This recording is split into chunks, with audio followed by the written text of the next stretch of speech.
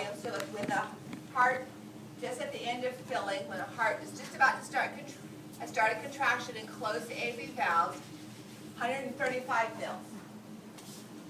Okay? The heart contracts, pumps out one stroke volume of 70 mils. So our end systolic volume is the difference, 65 mils. Why is it not a good idea to completely empty out the ventricle? Why not get down to 10 mils with each contraction? That seems like it would be more efficient. Not quite. No. I mean, would it affect the way that the medicine is overlapping? Let's say that we pumped it down to 10 mils every time the heart beat. And then you had to run. Okay? Wouldn't have enough You would have Energy. no energy. residual. You would have no more blood to pump out to create a greater cardiac output. You're already at maximum. So this allows the ability to increase stroke volume and get a greater volume of blood out to the lungs and to the body as needed. And we're maxed out already. We can't go anymore. Okay, so this gives some flexibility. So a greater stroke volume, direct result of norepinephrine binding to receptors on the ventricular contractile cells, more calcium, more binding sites on actin, more myosin heads pulling. We get a greater stroke volume. Therefore, our end systolic volume is lower. Okay. Now, let's say that we've been exercising. We decided to jog around the track. As a result of exercise and the muscular contraction of those muscles around our deep veins in our legs, remember I said the volume reservoir is in the veins? So as a result of the skeletal muscle pump squeezing the veins in our lower extremities, we get a more rapid venous return.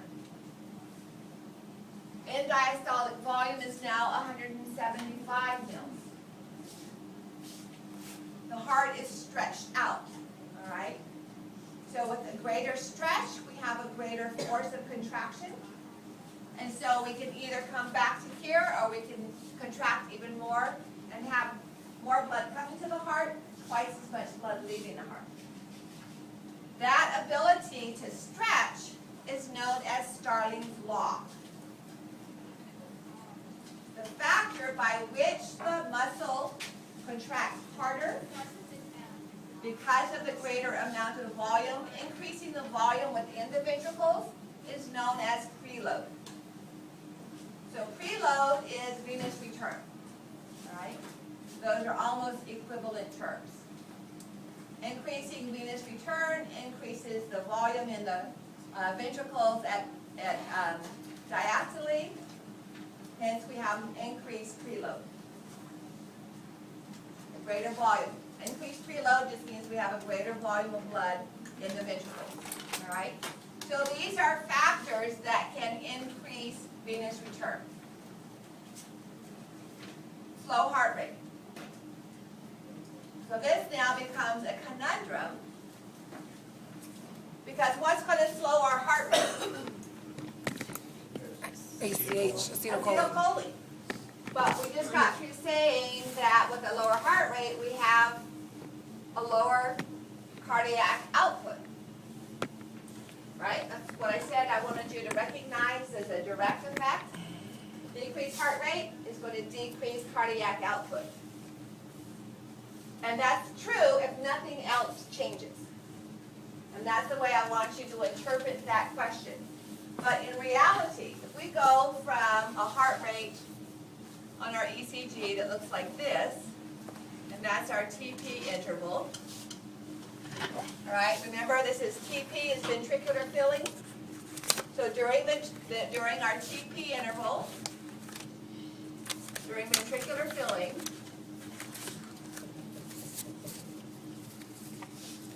what valves are closed? Semilunar valves are closed. AV valves are open. So blood, that's ventricular filling. Blood is flowing from the atria into the ventricle. Now, if we prolong that period of time by decreasing heart rate,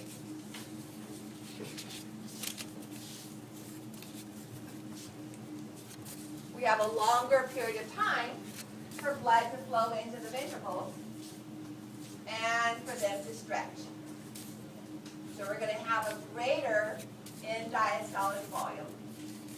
Starling's law says with a greater end diastolic volume, we have a greater force of contraction. Okay? So for increased venous return, stroke volume increases. Not as a result of acetylcholine.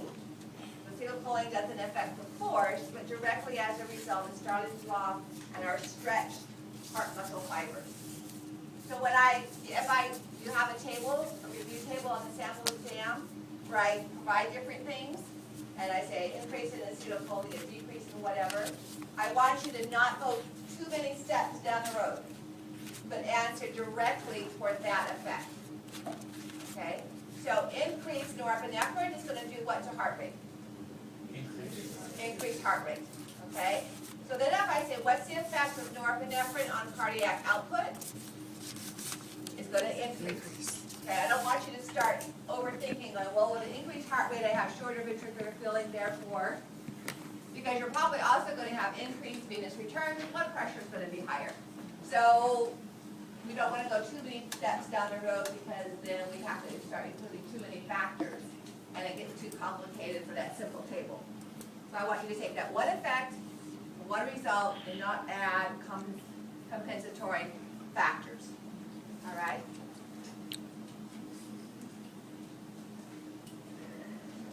Okay, so back to, with our effect on stroke volume, let's go back to potassium. And I want to just look at this and we'll talk about some other ions tomorrow. So here with early mild hyperkalemia, we have an increase in irritability because our resting membrane potential in the contractile cells and in our autonomic cells is elevated, or we don't have a resting membrane potential, but the overall membrane potential. However, as the potassium levels get higher, all right, because we have this level higher, our voltage-gated sodium channels, some of them will start to open early. When they open early, notice what happens to our action potential. The peak is not as high. That means that not as much sodium is rushing into the cell, not as many calcium channels open, so our maximum voltage is lower. So follow me now. In a single muscle cell, fewer positive ions are coming into the cell because we already have some positive ions there. Therefore, the gradient, the current going to the next cell is going to be lower. And that sets up the change in contractility.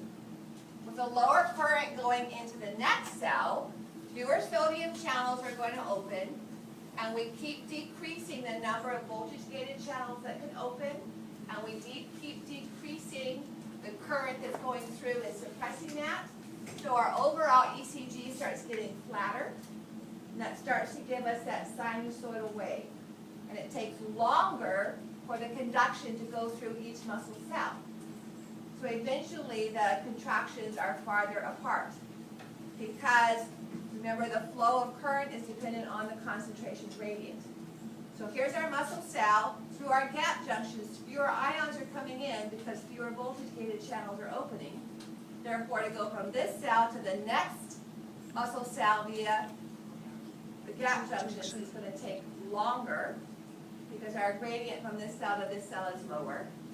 So even though we start out with what looks like is going to be a faster depolarization, eventually our conduction rate gets slower and slower as the amplitude of each action potential flattens out.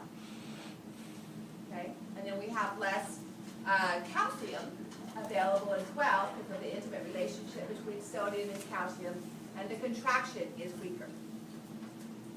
Okay? So hyperkalemia at higher levels will end up decreasing the conducting rate.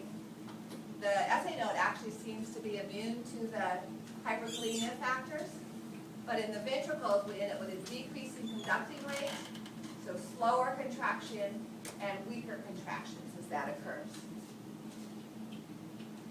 And again, we can look at that tomorrow.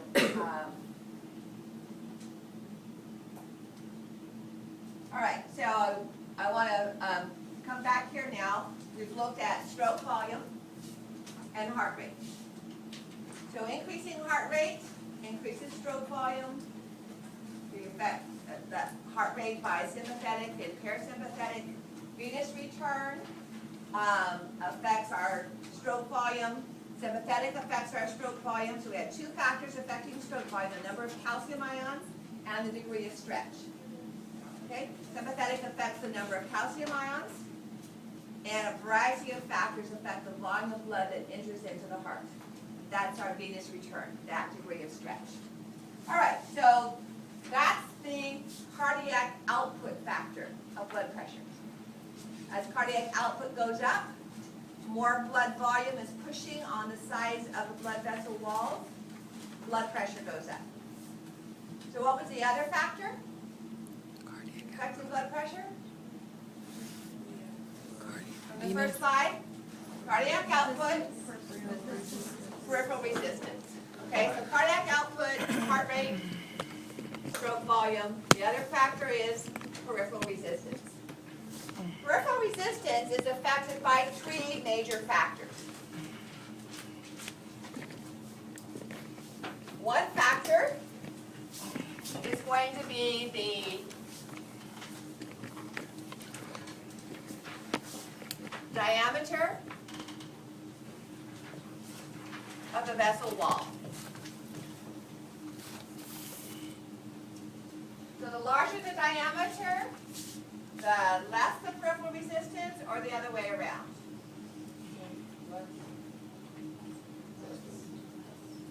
Larger diameter, the less the resistance. All right, because vessel diameter is related to surface area.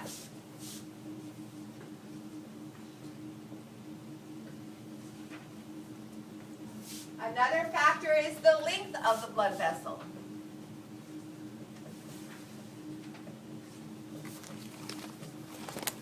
Not much we can do about that. Okay, we can dilate and constrict our blood vessels, but we can't wake up one morning and decide, I have too many blood vessels, I'm going to eliminate half of them. Now that is affected by weight, all right? So the more body tissue you have, adipose tissue has a lot of blood supply to it. So you can decrease that or increase that by increased muscle or adipose tissue. It's not something you can change overnight unless you have liposuction. And then the other factor is the thickness of the blood.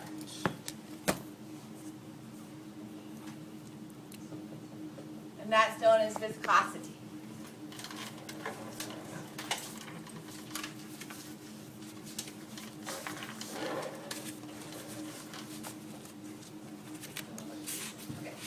So blood vessel diameter is going to be affected by sympathetic or parasympathetic. Sympathetic. An increase in sympathetic is going to cause a decrease in diameter.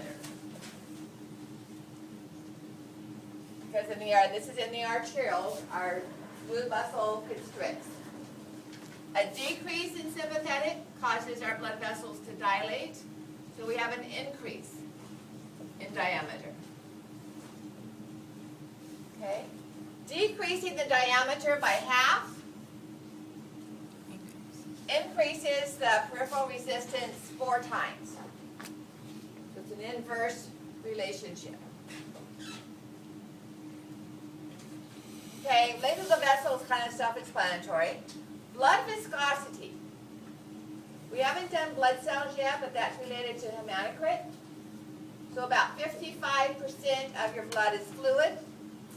About 45 is cells. So it's like making bean soup with 4 cups of beans, black cooked beans, and 5 cups of water, putting it in the blender. okay, or stock or whatever.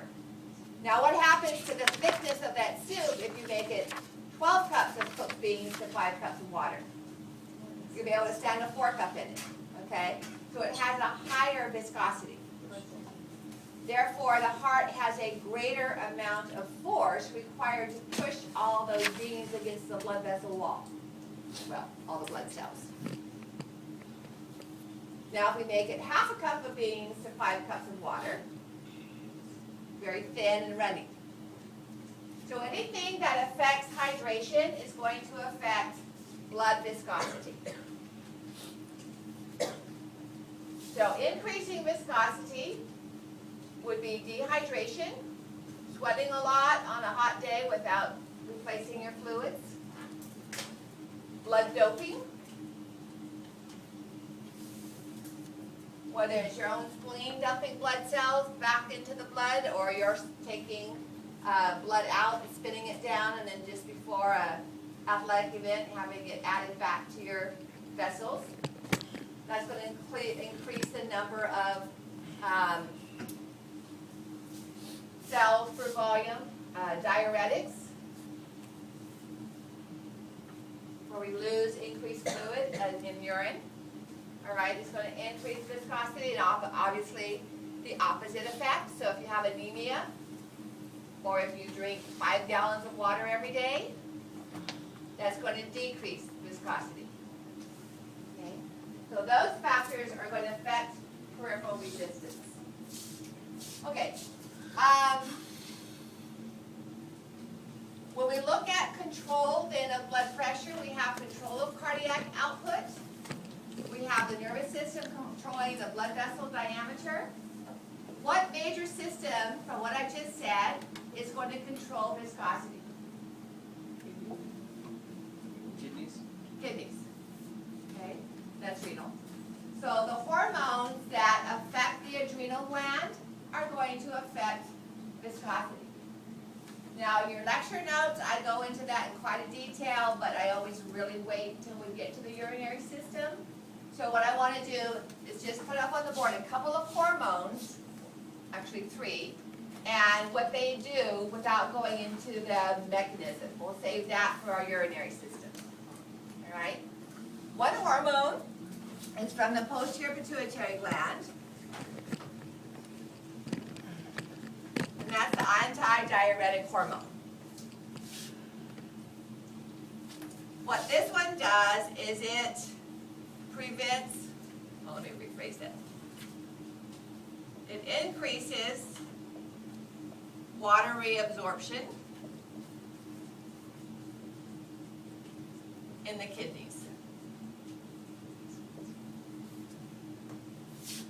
So your urine output is going to decrease. That's why it says anti-diuretic. Okay? So it's going to increase water reabsorption in the kidneys. What's that going to do to blood volume? It's going to increase blood volume, okay, which would increase viscosity. It would decrease viscosity, so increase volume, but the thickness of the blood would decrease. Okay. Now again, here you have to look at a factor. If we increase blood volume, that means the heart has more blood to pump. So while we might be lowering peripheral resistance, we're increasing cardiac output. Does that make sense? So again, these factors go both ways. Increasing the fluid in the body will decrease viscosity, which means the blood will be thinner and it will be easier for the heart to pump it. But the blood will have more volume it has to keep up with. The heart will have more volume it has to keep up with. All right, so we'll look at that again tomorrow in lecture and as we go through some of the questions. So that's one hormone. Another hormone made by the adrenal glands is aldosterone. The function of aldosterone is to increase sodium reabsorption. And I have a little saying. Mary had a little lamb. Remember that little story?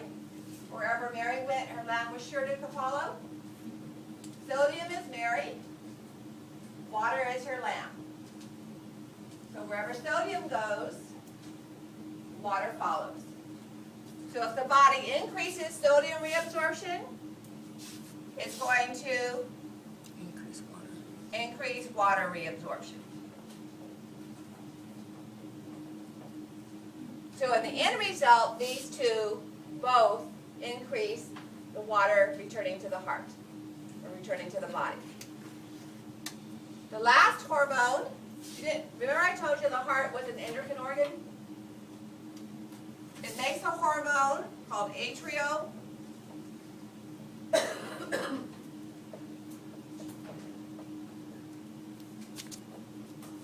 natriuretic hormone.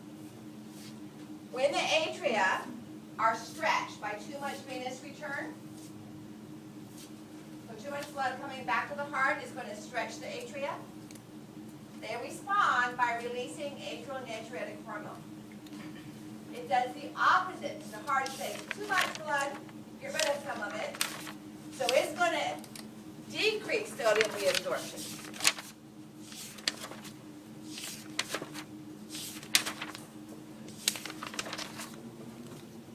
Therefore, it's going to decrease water reabsorption, increase urine output, and less blood will return to the heart. So those are the three hormones and their effect on water. Okay, the first two are going to increase overall blood volume. Atrial natriuretic hormone is the only one that decreases it. So you would have decreased urine output, increased urine output. When we get to the urinary system, we'll look at the actual mechanisms by which that works, because we'll talk about the parts of the kidney. Okay, let's stop there. Tomorrow in the lecture hall, I'll answer questions, I'll ask sample questions, and not a real formal lecture, but try to give you